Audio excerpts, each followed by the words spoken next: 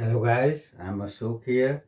Today I'm going to take on a very important topic of class 12 biology and NEET also 2024. और बच्चों एक question आप पक्का expect कर सकते हैं फ्रॉम कैंसर। दो ऐसे टॉपिक हैं, one is cancer, the other AIDS, जिसके ऊपर चाहे नीट हो चाहे सीबीएसई या आरबीएसई बोर्ड हो, एक सवाल हमेशा पूछा ही पूछा जाता है। बहुत ही सिंपल टॉपिक्स हैं। एड्स के बारे में मैं पहले ही ले चुका हूँ lecture, and today we are going to talk about cancer. आज हम कैंसर को बहुत छोटे में और डिटेल में और बहुत फ्रेंडली वे में समझने की कोशिश करेंगे। और ये जो टॉपिक है ये सिर्फ क्लास 12th 11th बच्चों के लिए नहीं, हम सबके जीवन में बहुत इम्पोर्टेंट है। बिकॉज जो कैंसर है काफ़ी कॉमन हो गया है, इलाज काफ़ी आ गया है, लेकिन इसका जो इलाज है काफ़ी महंगा है, खर्चीला है। और इससे कैसे बचाया जा सकता है, हम क्या ना करें कि हम कैंसर से बच सकते हैं, और बच भी सकते हैं या नहीं बच सकते, ये सब बातें हम डिस्कस करेंगे। और ये सब जो बातें हैं वो एक स्टूडेंट को ही नहीं, हर व्यक्ति को, चाहे वो पढ़ा लिखा हो, कम पढ़ा लिखा हो, नहीं पढ़ा लिखा हो, जानना चाहिए। क्योंकि ये ऐसा रोग है जिसको असाध्य कहना तो सही नहीं होगा, क्योंकि असाध्य रोग में एड्स है, लेकिन इलाज तो है। लेकिन इसका इलाज है जो काफ़ी पहले ही पता लगा लिया जाए बीमारी के बारे में, क्योंकि स्टेजेस की बात करेंगे, फर्स्ट स्टेज, सेकंड स्टेज, तो ही पूरी तरह से सही होना संभव होता है। तो बच्चे शुरू करते हैं। Will talk about cancer. और कैंसर है क्या एक्चुअली? तो कैंसर बच्चों इसको ऐसे भी कहा जाता है uncontrolled cell division. Uncontrolled cell division क्यों कहा जाता है? क्योंकि जो हमारी कोशिकाएं हैं, जो हमारे सेल्स हैं, इनमें एक सिस्टम होता है। उस सिस्टम को क्या कहा जाता है बच्चों? सिस्टम कहता है कॉन्ट्रैक्ट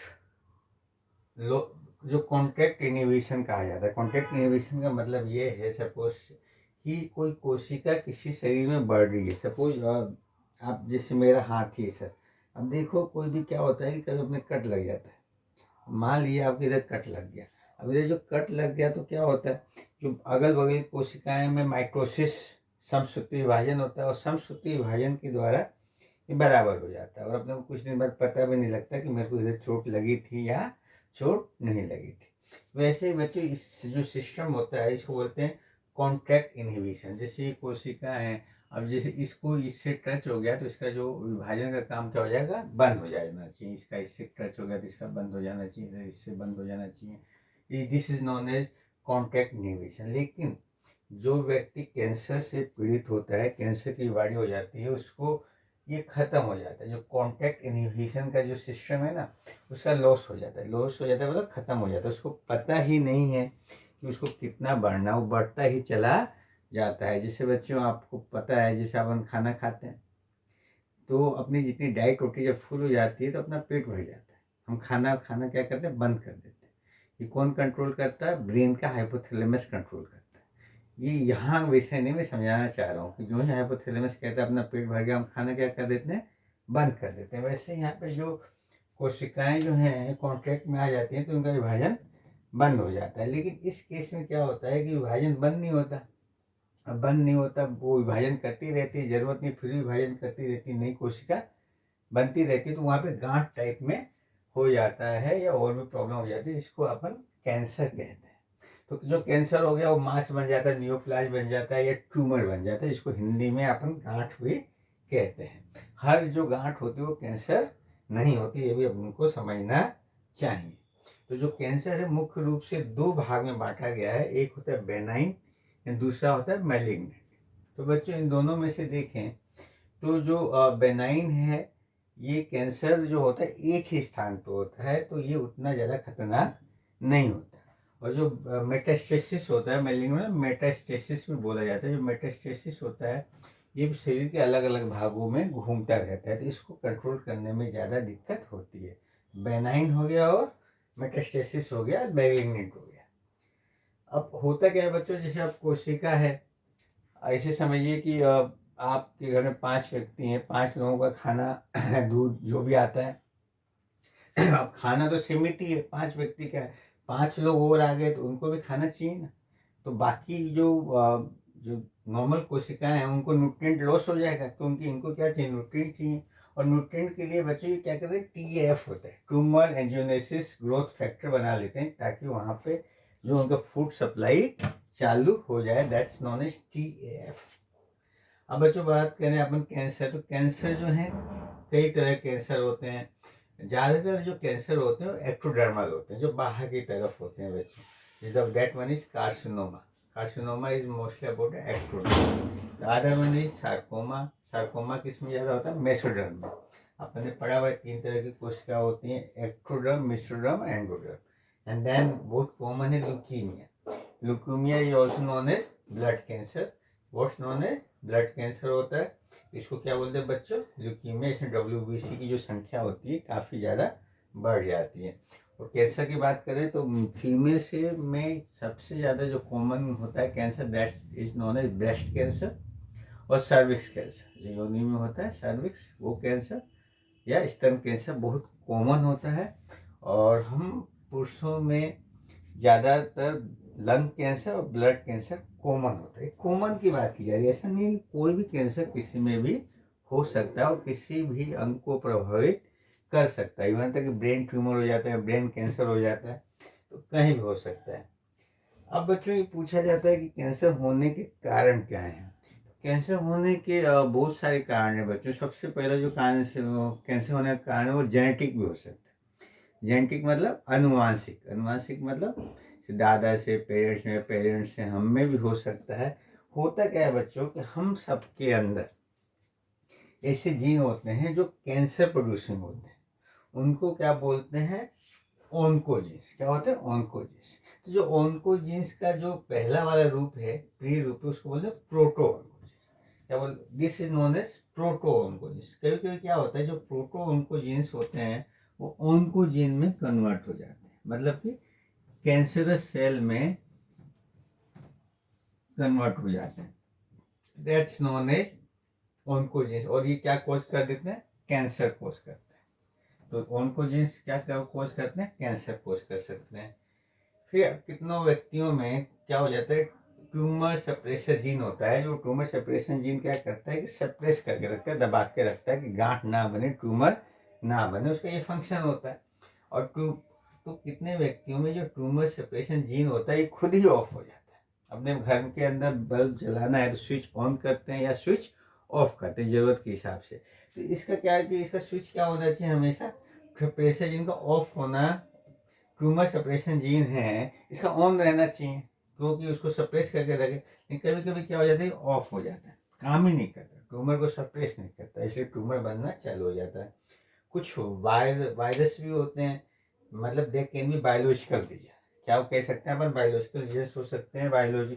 तो वायरस से उनको जीन्स लेके आ जाते हैं। That common examples are HTLV, HSV, human papilloma virus, HPV। All these are virus which can cause cancer. इसके अलावा we are all aware of physical agent में होते हैं शिविंग, तंबाकू, स्मोकिंग, चेन स्मोकर्स, उनमें कैंसर होने के चांसेस ज़्यादा होते हैं। इनमें भी दिखाया जाता है कि हमको ये एजेंट्स नहीं लेना चाहिए।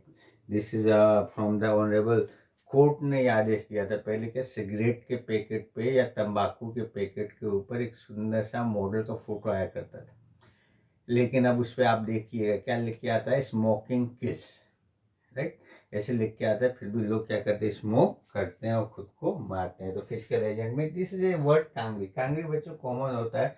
If you happen to go to Jammu and Kashmir, वहाँ बहुत ज़्यादा सर्दी होती है, तो लोग क्या करते हैं कि शरीर से चिपका के ऐसा रखते हैं जिसके अंदर कोयला रहता है। तो क्या करते हैं, मसल्स होती है स्टमक की आगे की, उसको क्या करते हैं, लॉस कर देते हैं, उनको मार देते हैं। That can be one of the reasons of cancer. And talking about बच्चों डिटेक्शन, पता कैसे लगाएंगे कैंसर है या नहीं, क्योंकि मैंने आई टोल्ड यू हर गांठ जो होती है वो कैंसर नहीं होती। डिटेक्शन का सबसे जो कॉमन मेथड है, सिंपल सा होता है, that is known as biopsy. Biopsy में क्या करते हैं, जहाँ जो गांठ होती है, चाहे ब्रेन में हो चाहे किसी भी पार्ट में, उसका थोड़ा सा पोर्शन निकाल के और अपन उसको निकाल के और उसको क्या कल्चर करते हैं। कल्चर करने से पता लग जाता है कि जो कोशिका है, जो सेल, वो कैंसरस है या कैंसरस नहीं है। Then the otherwise mammography specially for female breast cancer का जो चेक होता है that's known as mammography. CT scan is quite common and that's about MRI, magnetic resonance imaging जो है वो होता है बच्चों.